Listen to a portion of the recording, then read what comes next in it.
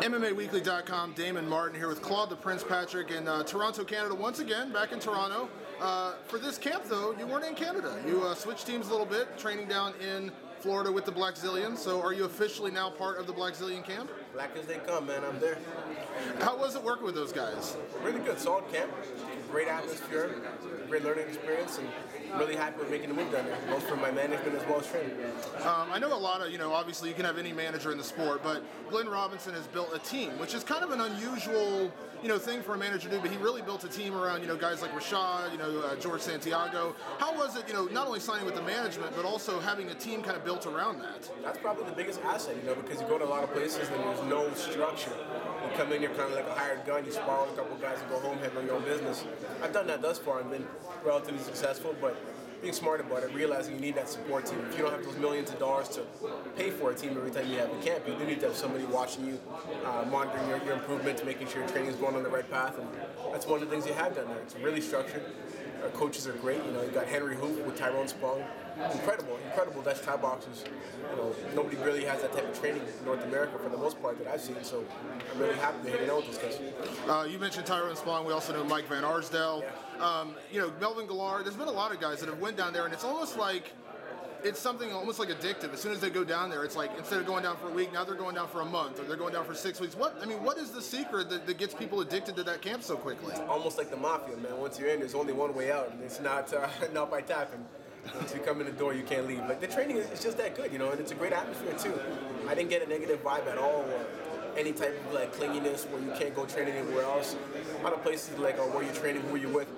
I never was asked anything about that, I'm in the room, good quality training partner, good attitude training, good mentality, and you go in and you work and help everybody else and they help you. Now for this fight, you're on an incredible winning streak in your career, but you're still working your way up through the UFC. When they called and said, would you like the chance to not only, bump up to a different opponent, but bump up to the main card against a guy like Brian Ebersol, who's looked really good so far in the UFC, how quickly were you to jump at that opportunity?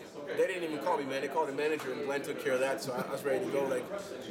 I wouldn't say it's you said unbelievable? Or not unbelievable you got the fight, just a good bump you up. You said it was incredible that I had won this far. That means it's not credible, which to me is not accurate because I've got some good skills, man, so I should have won those fights. Now I'm looking forward to fighting some, higher level opposition and very grateful to be here. Do you look at this as an opportunity to get noticed more? Again, you've been on an incredible winning streak, and a lot of people have taken notice of who you are. But being on the main card, it's just, again, people talk about it more, you're more visible. Do you look at this as being able to make a statement and go out there and you've shown people who Claude Patrick is before, but to really show where you belong in this division? I think it's a great opportunity for sure.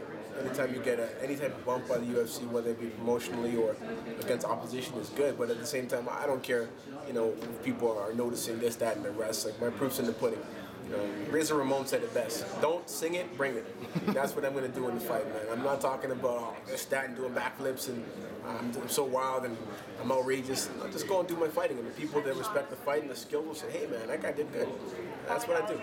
What are the chances we see a little Razor Ramon after the fight? The little, his signature celebration. What do you think? Can we see it? Razor's a drunk right now, man. So you won't see any of that. Don't watch that documentary. It's terrible. That's the old school Razor, though. Come on, we'll kind of forget that. That documentary was sad and depressing. Yeah. But the old school Razor, come on now, you can bust that out. I don't even really remember what it was. I just remember that don't sing it, bring it. That was a really good saying, and I live by that one. With Brian Ebersol, we mentioned, very exciting guy, kind of unorthodox. He does have the ability to throw something unorthodox, but in some of his other fights, he's, he can grind a guy out. So do you have to go in there and just really fight your fight and not anticipate what he's going to do? You said it best because you have no clue what he's going to do. I don't think he knows what he's going to do half the time until he locks up with the guy. He's been around the block, fought just about everybody, so that being the case, he's smart enough to realize that there's variables in the fight, and until you're in there, you can't be sure about what's going to happen. So that being the case, I train and focus really on myself. He's a replacement opponent for me. I was supposed to be fighting somebody else, so I can't say I focused solely on him for the entire training camp. Absolutely. Claude, definitely appreciate the time. Thank you.